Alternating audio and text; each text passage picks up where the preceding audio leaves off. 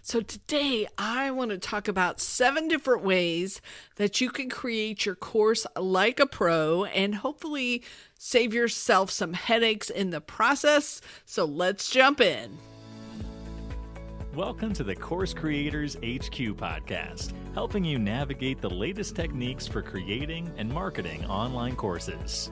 And now, here's your host, Julie Hood. Hey, oh my goodness, I hope you're having an incredible week. I know I am. We are getting ready to kick off June around here, and it's going to be a really fun month. Make sure you're on my email list because I've got a bunch of stuff that I want to be sharing with you. Plus, we have the 24-hour Course Creator Intensive coming up in July, so would love to have you come join us. July 12th through the 15th of 2023, if you happen to be listening to this replay, and come get your course content together, work with a big group, and we're going to just sit down and crank it out. If you're the kind of person who sometimes just needs to sit down and force themselves to get through it, this is perfect for you. And I specifically designed it for you. So I hope you can come join us. I'll put the link in the show notes and you can come jump in and sign up now, and you'll get started early because you'll have access to the whole program. So you can jump in and see the course, and then we're going to have live co-working and live coaching going on all three, well, it's 3.5 days basically. Wednesday, Thursday, Friday, and Saturday. We're doing half days on Wednesday and Saturday. So hope you can join us for that. Now, for today, we are going to be talking about 7 different ways that you can do a better job of creating your course and create it like a pro. So the first one is I want you to have a very tightly targeted audience that you are trying to reach with this course. So whatever you're creating, having that tight, very specific audience will help make it resonate for them. And I was typing this up today and I was like, oh, should I use the word niche? And then I was like, you know what? I really don't like the word niche. I've used it a lot. I've talked about it because most people think about it. But I recognize that one thing, it creates a lot of stress for people.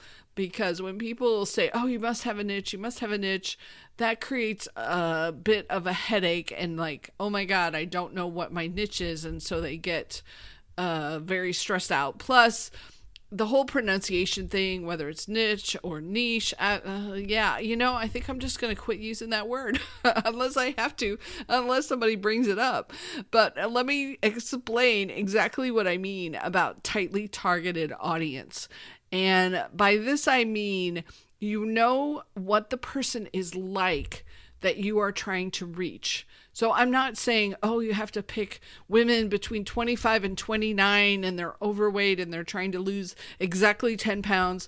Like, okay, that's specific, but that's not what I'm talking about here. What I'm saying is I want you to know who it is that you're trying to help and the specific problem that you are helping them with. So it's less about the specific age that they are and more about that specific problem that they have, that you have the solution for, that you have the help, that you have the answer. That's what makes them tightly targeted. It's not so much whether they are men or women or married or not, or kids or not. Like, some of those things are helpful. And yes, they can help you as you're trying to figure out your audience. And so sometimes I do have people think about it. But what I'm talking about specifically here is I want you to know the problem that you're solving and the audience that has that problem, and have that in your back of your mind, because then as you're putting your course together, you know exactly who it is that you're trying to help and how you're going to help them. And a lot of course creators don't have this. They just kind of jump in and they're like, oh yeah, I want to create a course. And they kind of go at it that direction. But if you start in with knowing, like, I want this first course to help this type of person with this problem, you'll be way far ahead of most of the creators out there. Okay, the second thing is I want you to create an outline first. It doesn't have to be the complicated outlines that we did in school, with the Roman numerals and the big letter A and the little letter A and all that. I just want you to have an order to the steps of your course. So you sit down, however it works for you. Some people use Post-it notes to move things around. Some people will sit down with a Google Doc and just kind of outline and think about what they're doing. Some people do better with mind maps, like whatever works for you. But I want you to really think about those steps and put them in an order that makes sense for your students. And try to sit down and think about, what do they need to know first? What do they need to know second? What do they need to know or do third? And then step back and look at it from the big picture and be like, okay, does that make sense? Because that's going to lead us into number 3, which is look for what's missing. Look for items that you've left out or you've forgotten to explain, include steps or pre-steps. Maybe it's acronyms that you need to actually define that are very common to you because you're an expert, but somebody who's new might not know what that acronym means. So if you have a lot of those very early on in your course, create a list of the acronyms and give that to your students at the beginning. Or if there's certain things that they either need to have or maybe things that they need to know before they take your course, then on your sales page, you'll want to list those and say, this course is for someone who XYZ or someone who has done XYZ. Thinking about those things will help, especially with refunds for somebody who jumps in who's not quite ready, but it also will help target the exact person that you want to reach, because you're going to say, you need to have done this to take this course. And then they're like, yeah, I'm done that. Check, I'm ready. So look for those items that are missing. That's number 3. Number 4 is, please don't get wrapped up in making things look perfect. So I was doing this weekend and I know better. We are expanding into a new division and it's an entirely new audience. So I'm starting it from scratch. There's going to be a new website, new courses, new service business. And I was sitting down because I wanted to get the lead magnet together. And I realized I was wasting a lot of time trying to make this thing look good. And then also worried about the colors and the branding and how well does this work with what I'm currently doing. And I just went down this whole rabbit hole. And instead of getting the content done and having something to share, I went down this whole rabbit hole. So don't do that. Don't get too wrapped up in making things look perfect. Like, make them look good. I'm not saying make them look bad, but do the minimum of effort and then be okay with it. So I'm going to take my own advice this week so I can get this lead magnet together. And I'm not going to change my color scheme because I have so much stuff already in this color scheme. We're just going to add in the new division with the same branding and the same color scheme. Okay, that's number 4. Don't get wrapped up making things look perfect. Number 5, start thinking about how you're going to promote your course early on. And the earlier the better, actually, because it's probably hard to imagine now, but once you get up the mountain and you get the course created, then there becomes the second mountain climb, which is, okay, now I have to take on selling this thing. So the sooner you can get started in thinking about that, in thinking about maybe who you could partner with, start building your email list, start giving hints to your email list, giving them a little behind the scenes and talk about how you're creating this brand new thing that you're going to have for them and you're so excited about it, and even talking about some of the challenges of as you're going through. Like, that builds connection with your audience. So the more that you can start doing that early on and giving them little hints and tidbits and secrets, you will be way ahead of the game in the long term. So start thinking about your promotion, start thinking about who you could partner with, and start thinking about how you can give your current email list or your email list that you're building, giving them some behind the scenes secrets that they can also use so they get invested in your project and start getting excited about what's coming. That's number 5. Okay, number 6. I do want you to do some kind of test drive first.